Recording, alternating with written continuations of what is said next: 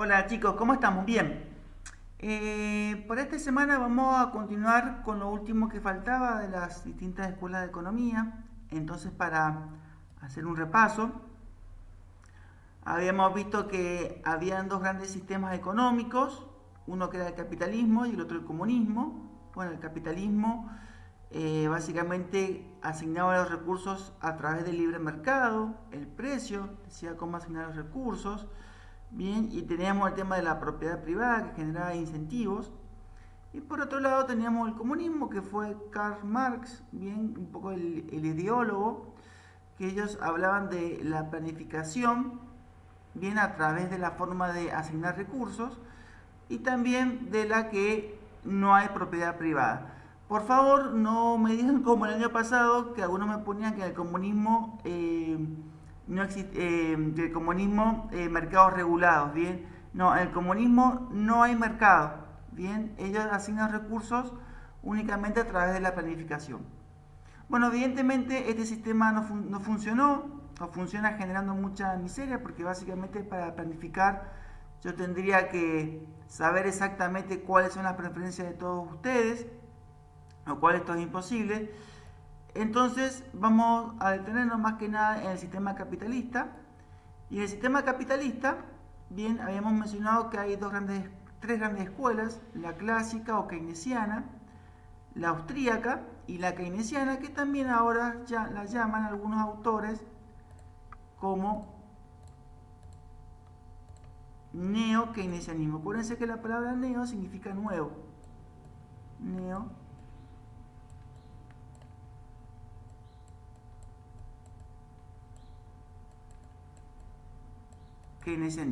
Bien. Más que nada nosotros vamos a trabajar con, yo voy a mencionar escuela clásica o neoclásica, voy utilizar el término casi en forma indistinta, lo mismo que acá, keynesianismo o neo-keynesianismo, voy a hacer, digamos, lo voy a mencionar en forma indistinta, ya que no, no nos interesa a nosotros distinguir cuál es la diferencia entre keynesianismo o neo-keynesianismo, o clásico o neoclásico, bien, pero más que nada lo voy a mencionar de forma distinta y vamos a hablar más que nada de las cosas que habló este autor, Milton Friedman, y por otro lado, Keynes. A los que están interesados, también está súper interesante que estudien esta escuela, que es la escuela austríaca. Bien, entonces, un segundito, esto lo voy a borrar.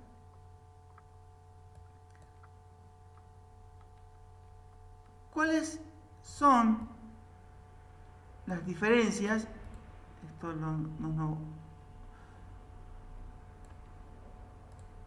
voy a marcar acá.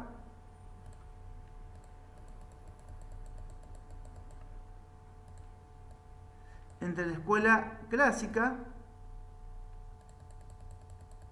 y la escuela keynesiana. Siempre la economía se estudia, lo voy a poner acá, siempre yo observo un fenómeno en la realidad, después creo un modelo teórico,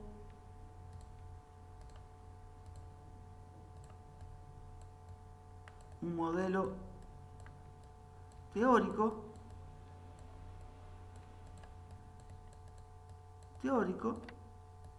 bien, que el modelo teórico sería, bueno, cómo yo creo que se comporta ese fenómeno en la realidad, bien, qué variables entran, y después este modelo teórico yo tengo que comprobarlo con la estadística.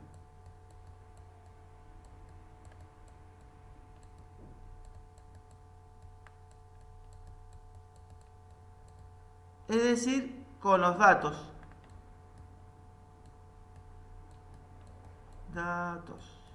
Entonces yo creo un modelo teórico y yo tengo que comprobarlo con los datos. Bien, esto por lo general no solamente es para la economía, es para la ciencia en general. Yo digo, describo un comportamiento de algo y después tengo que comprobarlo en la realidad con los datos. De hecho, en estadística hay una rama que se llama econometría,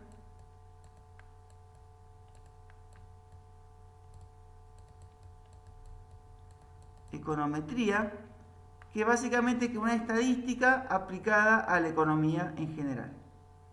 Esto simplemente para que se entiendan que siempre vamos, si bien no vamos a profundizar en esto porque es como súper avanzado, pero siempre hay que quedarse con la idea, primero yo digo algo y después lo tengo que demostrar. Entonces, vamos acá, ¿por qué digo esto? La escuela clásica o neoclásica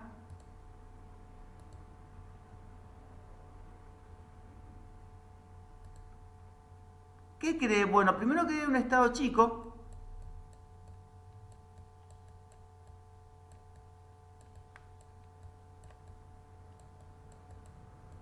estado chico, y el keynesianismo cree que el estado tiene que ser grande.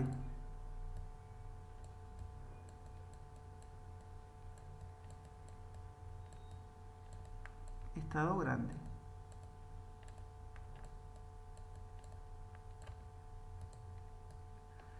Bien, acuérdense, de este lado es keynesianismo y este lado es clásico o neoclásico, ¿bien? O keynesiano o neokeynesiano. Bien, el estado chico, según los clásicos, bien, tiene que proveer bienes públicos.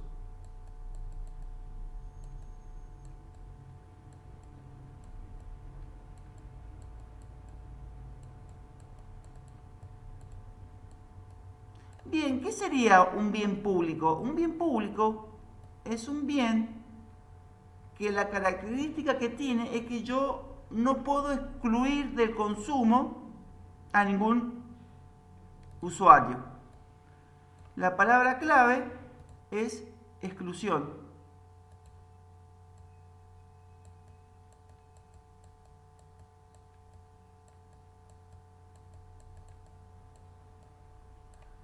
Bien, entonces, excluir. Por ejemplo, ¿qué es un bien público? Sería la justicia, es decir, yo no puedo tener una justicia privada. Bien, la justicia tiene que estar dado por el Estado. Entonces es un bien público. La seguridad, por ejemplo, si yo contrato un policía, bien, que me cuide la puerta de mi casa, yo no puedo excluirlo a mis vecinos de que también van a terminar utilizando ese mismo servicio. Yo no puedo decir a la policía, bueno, me cuidan mi casa, acá está mi casa, este es el policía, bien, y yo no puedo excluir a mis vecinos, bien, porque el policía va a cuidar toda la zona, entonces sí o sí también va a terminar cuidando bien a mi vecino. Ahora, ¿cuál sería el tema acá del bien público? Bueno, que el que está absorbiendo los costos soy yo solo. Y es injusto que yo solo absorba un costo cuando estas personas también están recibiendo el beneficio. Entonces, ¿cómo se hace? Bueno, todos tienen que pagar al policía, ¿bien? Porque acuérdense, yo no puedo excluir a mis vecinos.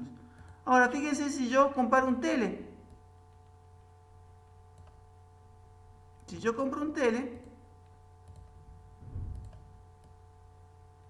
acá está mi televisor, acá estoy yo viendo mi televisor, estoy viendo una serie. Bien, entonces yo puedo excluir a mi vecino de que no utilicen mi televisor. Entonces, lo voy a poner acá, un bien privado, eso es un bien público.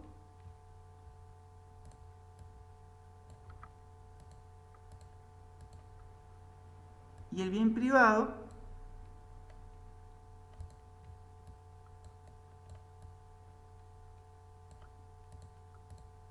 entonces el bien público no excluir, no se puede excluir.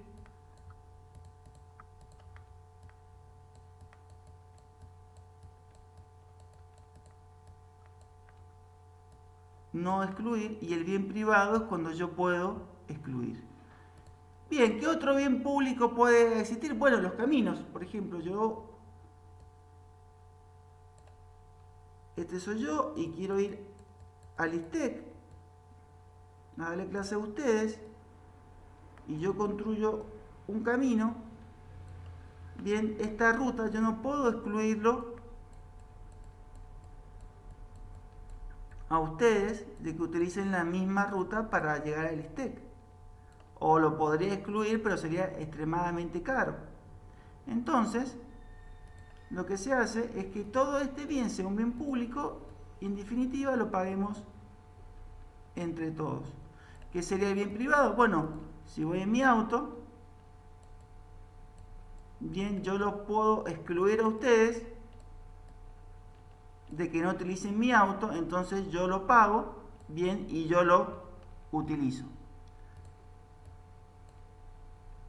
Entonces, bienes públicos clásicos, seguridad, todo lo que tiene que ser justicia, bien, abogados, jueces, fiscales, también policía, fuerzas armadas, todos esos son bienes públicos, bien. Por supuesto que hay un debate de qué bienes públicos, qué bienes privados, si realmente el mercado puede proveer también los bienes públicos, pero bueno, nos vamos a quedar con esta idea en general. Según el keynesianismo, escuela keynesiana, el Estado da bienes públicos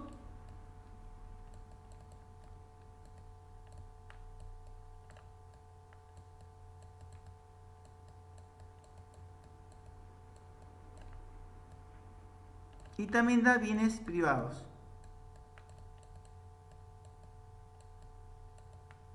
Bienes privados. ¿Qué bien privado da un Estado keynesiano? Por ejemplo, la educación. La educación o la salud. Por lo general se confunde a la educación o a la salud como bienes públicos. En realidad son bienes privados, porque si yo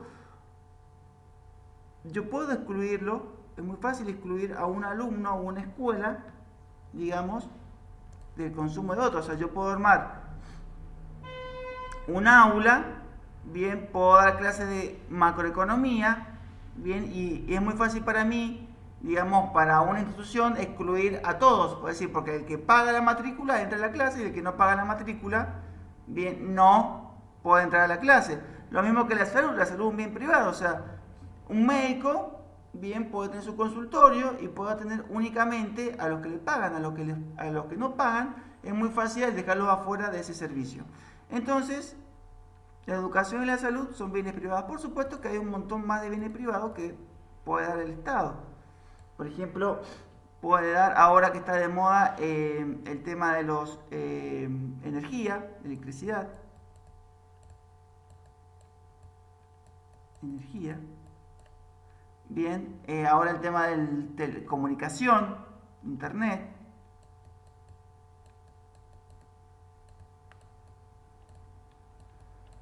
Todos estos son bienes privados que en un estado keynesiano, por lo general, termina proveyendo. Bien.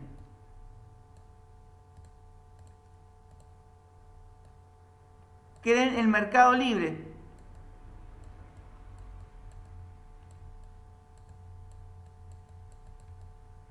El mercado libre, es decir, precios. Por supuesto que el mercado sería el que provee el bien privado.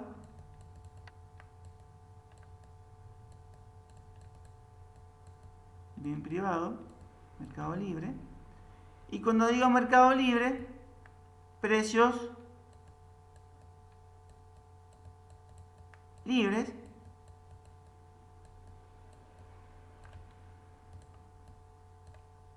y cantidad libre. O sea, no hay ningún límite en el precio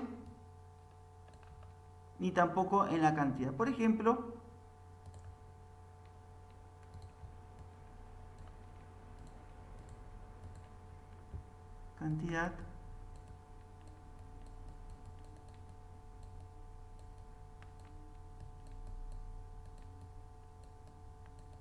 cantidad libre.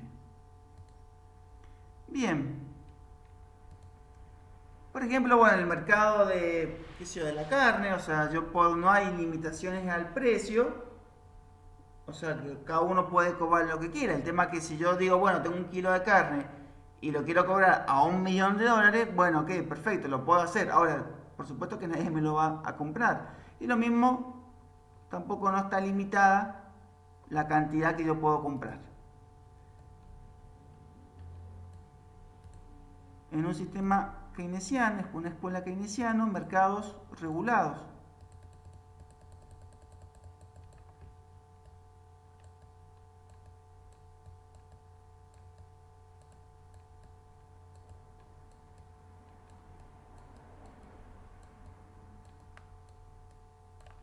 Mercados regulados, es decir, el precio se pone límites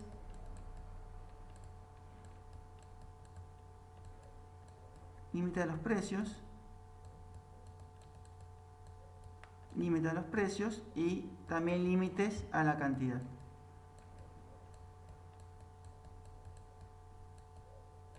Por ejemplo, el caso más típico que tenemos ahora es el tema de los dólares.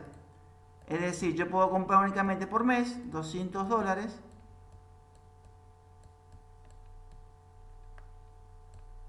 y acá me están limitando la cantidad y también de alguna forma me están poniendo un precio, creo que está ahora más el impuesto país, todo más aproximadamente 100 pesos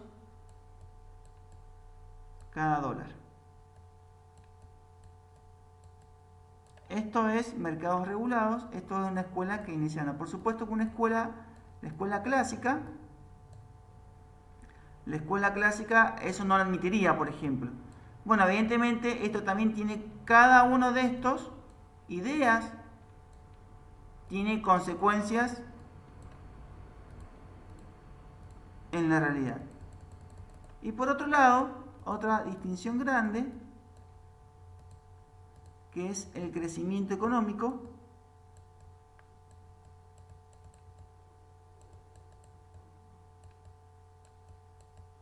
Crecimiento económico.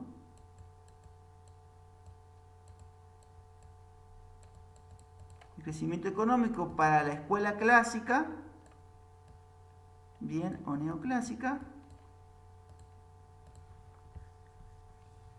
es a través de la inversión.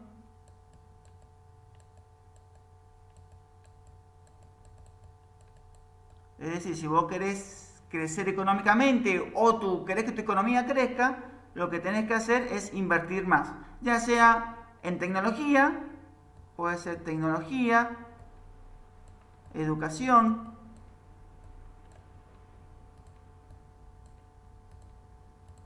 fábricas, fabricar más, plantar más. Bien, básicamente como el concepto a través de la inversión. Y la escuela keynesiana, ellos creen que el crecimiento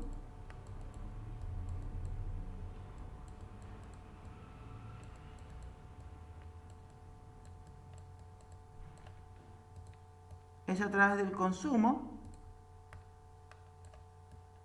y el gasto público. Consumo privado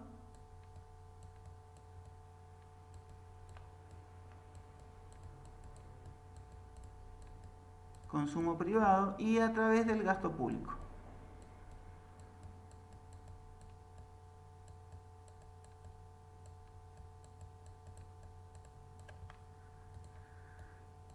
Bien, igual ya vamos a entrar en las próximas clases, más que nada en tema, bien, cuáles son las teorías que atrás están detrás de todo este tipo de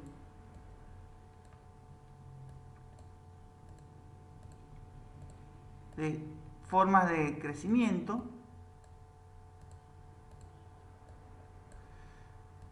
Y por último, por supuesto hay un montón más de diferencias, pero más que nada vamos a ver estas que estoy mencionando acá y el tema de pobreza.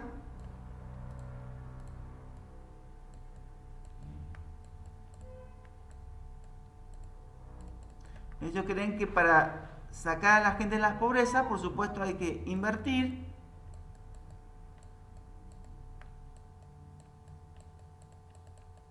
y generar trabajo.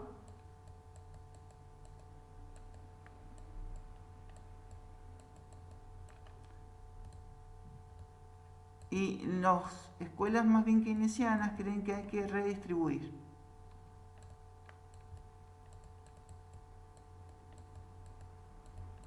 Redistribuir, es decir, al que gana más se le cobra impuestos y se los da a las personas que ganan menos. Bien, entonces con esta esquemita muy sencillo, bien, ya tenemos definida un poco las escuelas de economía y los sistemas económicos. Básicamente, aclaro, no existe ninguna escuela, que acá es muy típico, especialmente en Latinoamérica. No existe, voy a poner acá grande, no existe ninguna escuela de economía que se denomine neoliberalismo.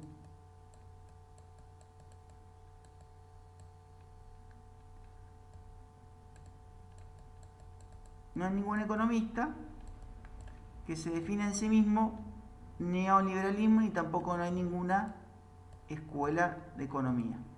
Lo que sí existe, acuérdense que me pone neoliberalismo en el parcial 0, es que las personas que tienen más un sesgo, inclusive político, si quieren, que incluye varias cosas,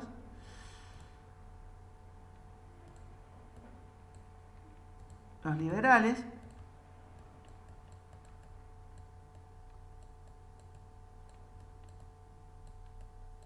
adoptan más el sistema, la escuela de pensamiento económica de la clásica o neoclásica o la austríaca, y los que son más de tendencia política socialista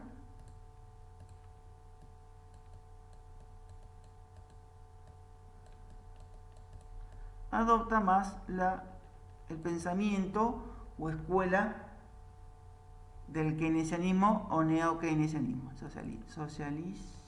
Okay.